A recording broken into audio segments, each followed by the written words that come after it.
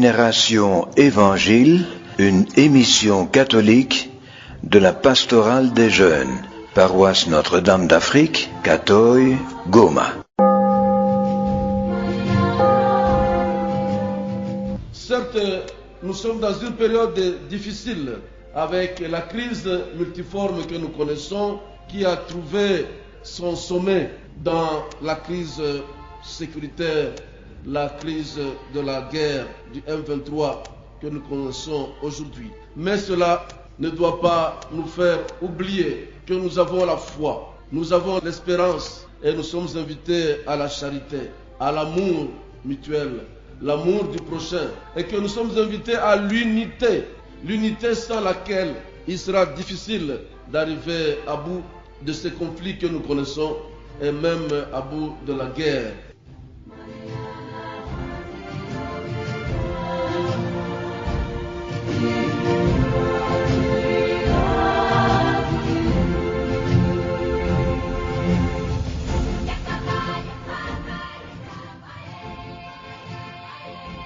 Frères et sœurs, auditeurs, auditrices, bien-aimés de Dieu, nous sommes très honorés de partager avec vous cette séquence méditative de votre émission Génération Évangile. Le révérend abbé Toussaint Serutoke, prêtre du diocèse de Goma, nous présentera l'homélie de ce dimanche sous le thème « N'ayez pas peur, ayez confiance en Dieu ». Messieurs, mesdames, dans ce studio, nous ne sommes pas seuls.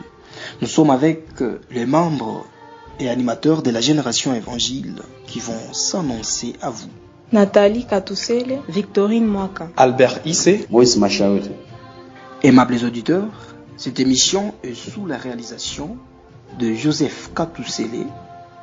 La coordination est celle des pères missionnaires d'Afrique. Melchisedek Hangui assure sa modération et sa présentation. Très bonne condition de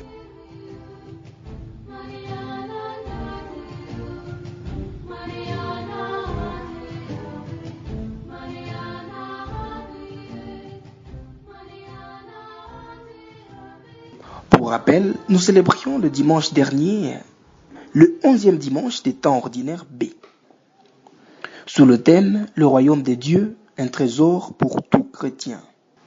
Auditeurs, auditrices, la graine de moutarde, quand on la sème, elle est la plus petite de toutes les semences.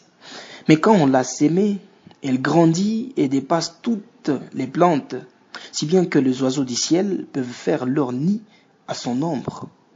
Telle a été la synthèse de notre évangile du dimanche dernier, qui montrait la nécessité de l'espérance et la foi dans tout ce que nous pouvons entreprendre. Quelque petit ou grand que cela soit, nous devons entreprendre sans pour autant avoir d'arrière-pensée. Dieu étant le maître des circonstances, nous a exhortés à cultiver ces deux vertus dans notre quotidien. Ne regardons pas plutôt notre taille ou bien notre rang social pour accomplir des choses, mais plutôt faisons notre premier pas et Dieu fera le reste. Voilà ce que nous avons retenu de l'homélie du dimanche dernier. Bien-aimés de Dieu, aimables auditeurs, en ce dimanche 23 juin 2024, l'Église universelle célèbre le 12e dimanche des temps ordinaires B et l'équipe de la Génération Évangile vous a proposé un nouveau thème intitulé « N'ayez pas peur, ayez confiance en Dieu ». Bien-aimés de Dieu, quand nous méditons ces mystères de notre existence, nous avons à nous en rapprocher et la transcrire dans la nôtre à partir de la personnalité de Jésus. Ce sont ses disciples qui doivent nous crier dans les oreilles. Ils se réveillent, pour nous aussi, frères et sœurs. Il nous faut retenir que le silence de Dieu n'est ni un abandon, ni un rejet, mais plutôt un mystère qui conduit à contempler le Christ pour nous laisser transformer par lui. Fidèles auditeurs, le silence de Dieu n'est qu'apparent et ne peut nous faire oublier l'amour qui nous révélera enfin sa personnalité, la personnalité humano-divine de Jésus. Voilà pourquoi le thème même de ce dimanche nous convie à ne pas avoir peur malgré la longueur de nos souffrances et la largeur de nos soucis. Bien-aimés de Dieu, nous est-il arrivé dans la vie de nous douter de la présence de Dieu? Et vu cette situation calamiteuse qui gangrène l'est de notre pays, n'avons-nous pas un jour pensé que Dieu dort, qu'il ne se soucie plus des Congolais de l'Est, qui sont tués, massacrés et déshumanisés? Fidèles auditeurs, la méditation en cours nous donnera davantage d'explications et un peu plus de réconfort. Pour autant que cette liturgie nous a prévu 3 lectures, à savoir la première lecture tirée du livre de Job, chapitre 38, le premier verset, encore le 8e verset jusqu'au 11e, suivi du psaume 106, ayant pour refrain « Rendez grâce au Seigneur, il est bon, éternel est son amour ». La deuxième lecture est tirée de la 2e épître de Saint Paul apôtre aux Corinthiens, à son chapitre 5, du 14e verset au 17e. Puis suivra l'évangile selon Saint Marc, chapitre 4, du 35e verset au 41e verset. À présent, fidèles auditeurs, écoutons la lecture de l'évangile qui nous sera présentée par notre consoeur Nathalie Katousele. Évangile de Jésus-Christ selon Saint Marc.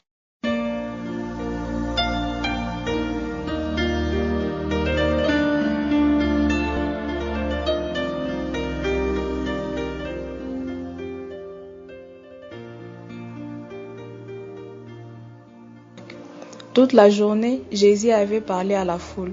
Le soir venu, Jésus dit à ses disciples, « Passons sur l'autre rive. » Quittant la foule, ils amenèrent Jésus comme il était dans la barque, et d'autres barques l'accompagnaient. Survient une violente tempête, les vagues se jetaient sur la barque, si bien que déjà elle se remplissait. Lui dormait sur les coussins en arrière. Les disciples le réveillaient et lui disent, « Maître, nous sommes perdus, cela ne te fait rien. » Réveillé, il menaça le vent et dit à la mer, « Silence, tais-toi. » Le vent tomba et se fit un grand calme. Jésus leur dit, « Pourquoi êtes-vous si craintifs? N'avez-vous pas encore la foi ?» Saisis d'une grande crainte, ils se disaient entre eux, « Qui est-il donc celui-ci pour que même le vent et la mer lui obéissent ?» Acclamons la parole de Dieu.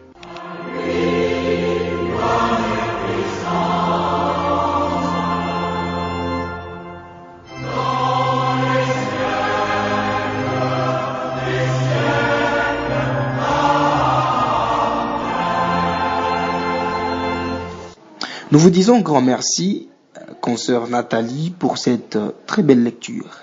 À présent, bien-aimés de Dieu, faisons place à l'homélie qui nous sera présentée par le révérend abbé Toussaint Serutoke, prêtre du diocèse de Goma.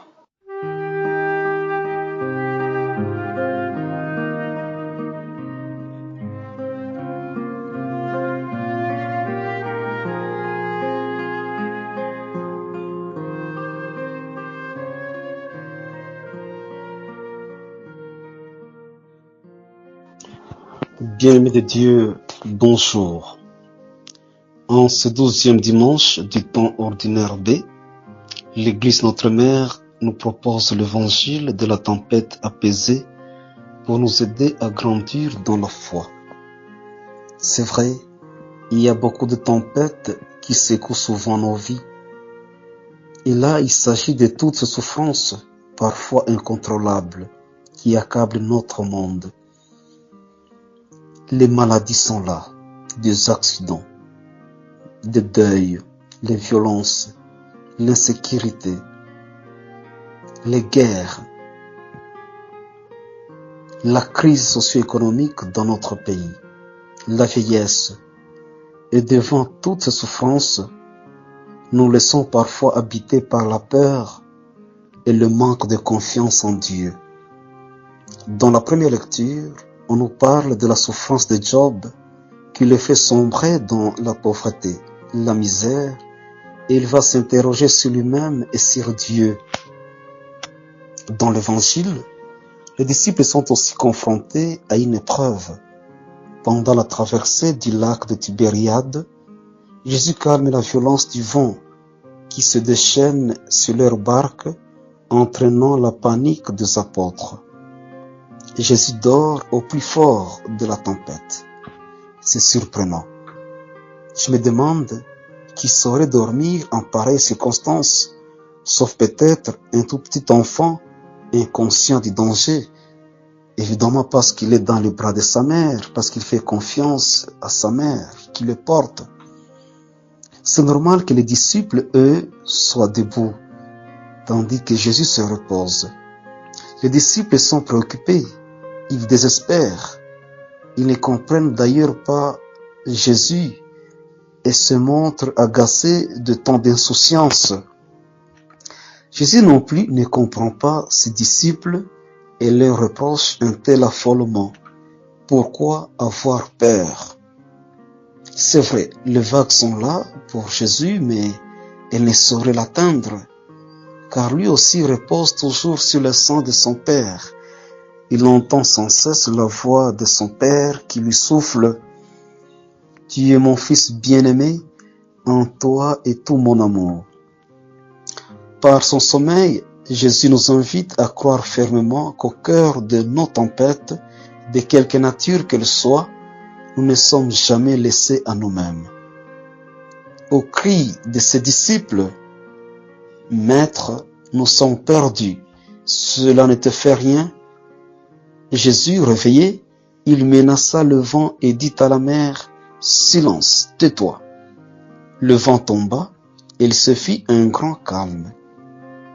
Bien-aimés de Dieu, en domptant le vent et le flot sur le lac de Tibériade, Jésus nous assure de sa présence, nous invitant à ne jamais perdre cœur, à ne jamais perdre confiance en lui et à garder le cap sur l'autre rive où il veut que nous abordions. Bien-aimés de Dieu, que faire lorsque la petite barque de notre vie commence à prendre l'eau de toutes parts et que Dieu semble être absent ou dormir? À quoi pouvons-nous nous rattacher? De quel côté pouvons-nous aller? En fait, ce soir-là, si les disciples ont été sauvés, c'est parce qu'ils avaient pris Jésus avec eux dans la barque avant de commencer la traversée. Nous aussi, face aux tempêtes qui secouent nos vies, la meilleure garantie, c'est de prendre Jésus avec nous, moyennant la foi, la prière et la fidélité au commandement. Le chrétien est celui ou celle qui invite le Christ dans son embarcation. Aussi longtemps qu'il est présent, les tempêtes même les plus fortes ne peuvent nous faire chavirer. Comme Saint Paul, soyons saisis par l'amour du Christ en pensant qu'un seul est mort pour tous et qu'ainsi tous sont passés par la mort.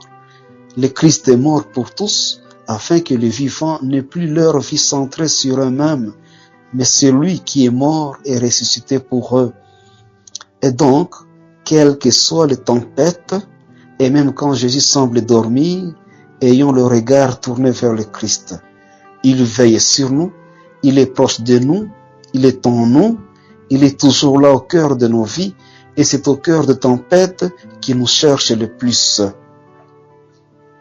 Frères et sœurs, quelle tempête aurons-nous à affronter demain? Pensons-y. Quelles sont les tempêtes aurons-nous à affronter après-demain? Personne ne peut le dire. Ce que nous pouvons dire, c'est que le Christ sera là, à nos côtés, silencieux et discret. Puissions-nous prendre le temps de nous asseoir avec Jésus et de le découvrir lorsque la barque de notre vie est secouée par toutes sortes de tempêtes, comme celui qui vient à notre rescousse. Amen. Soyez bénis, révérend abbé, pour cette prédication hautement riche. Auditeurs, auditrices, maintenant donnons un espace à notre consoeur Victorine Mwaka pour nous circonscrire notre évangile dans les temps et dans l'espace. Merci pour la parole m'accordée. Chers auditeurs, auditrices, dans l'évangile de Marc, le message et l'enseignement de Jésus sont ponctués de grands miracles, non pas dans le sens d'une démonstration, d'une preuve de ce que les forces du royaume sont actives en Jésus afin d'obtenir ainsi la foi, mais dans le sens des signes qui permettent à ceux qui voient les choses avec les yeux de la foi, de voir ces forces à l'œuvre. Le récit de Marc indique déjà ou laisse pressentir ce qui sera explicitement exprimé par le 4e évangéliste au moyen de son concept de signe dans sa description symbolique et profonde des actions de Jésus. La tempête apaisée n'est pas le signe qu'à partir de ces moments, tous les désastres et cataclysmes naturels vont cesser de se produire. Comme les guérisons opérées par Jésus n'inaugurent pas une humanité sans maladie, on reste dans le climat de la foi et non pas celui des évidences. Les récits s'adressent directement à la communauté chrétienne. Pour elle, le récit constitue une exhortation insistante à ne pas perdre la foi, à ne pas la laisser s'affaiblir par l'effet de la vie et de la violence dans le monde. Bien entendu, les premières communautés de l'Église ne voyaient pas encore dans la frêle neuf secouée par le flot en furie les symboles de l'Église elle-même, comme sera plus tard le cas dans le commentaire de Père. En guise de conclusion, cet événement qui est la tempête apaisée s'est déroulé à l'an 28 après Jésus-Christ au lac de Galilée. Infiniment merci pour cette recherche bien fouillée, ma sœur Victorine. De l'autre côté de la baie vitrée, confrère Joseph Katousele, qu'il vous plaise de nous faire méditer par un cantique cadrant bien avec le texte du jour.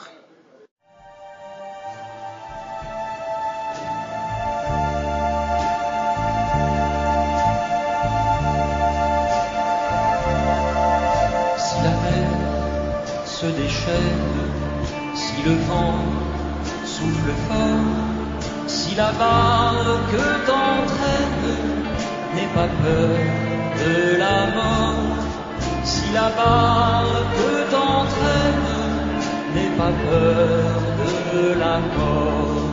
Il n'a pas dit que tu coulerais, il n'a pas dit que tu sombrerais, il a dit allons de l'autre bord, allons de l'autre bord. Écoutez.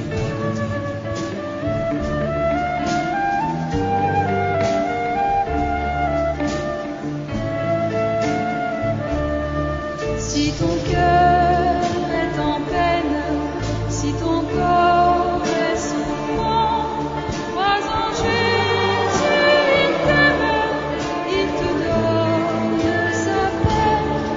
Crois en Jésus, il t'aime, il te donne sa paix. Il n'a pas dit que tu coulerais, il n'a pas dit que tu sombrerais. Allons de l'autre bord, allons de l'autre bord.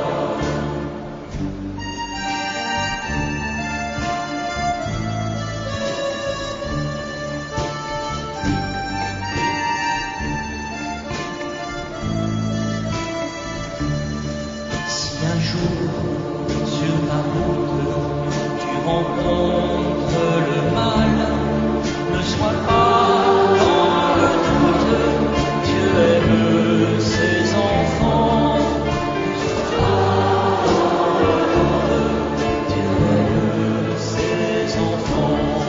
Il n'a pas dit que tu coulerais, il n'a pas dit que tu sombrerais, il a dit allons de l'autre bord, allons de l'autre bord.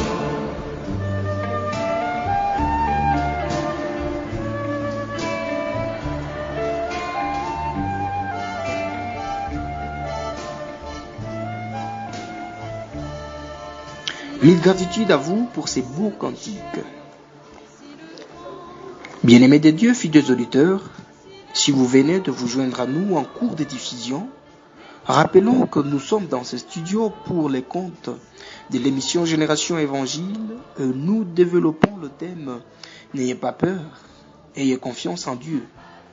Tiré de l'Évangile selon Saint Marc, chapitre 4, du 35e verset au 41e verset. Et nous sommes le 12e dimanche des temps ordinaires B.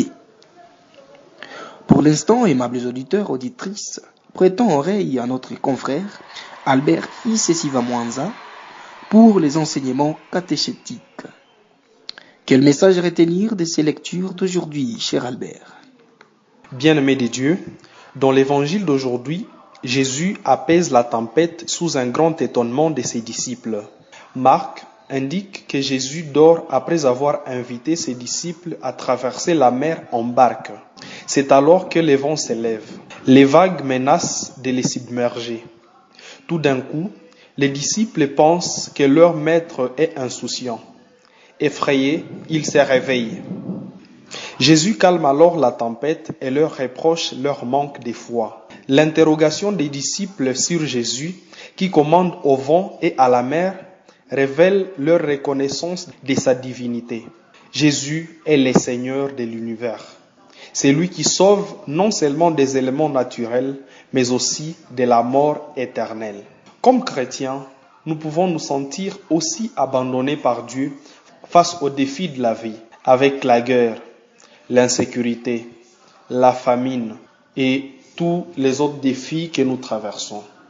Mon frère, ma sœur, à travers cet évangile, Jésus te demande, pourquoi es-tu craintif? N'as-tu pas encore la foi? En effet, Jésus est présent dans nos vies, même quand nous ne le ressentons pas. Il nous appelle à faire confiance à sa présence constante. Même lorsque les vagues contraires nous font sombrer, il est là. Reconnaissons son amour infini et la vie qu'il nous donne. Ayons confiance en Dieu, même dans les tempêtes, car il est le maître de notre vie. Voilà, mon frère Melchisedec, en quelques mots, ce qu'on peut retenir comme message du jour.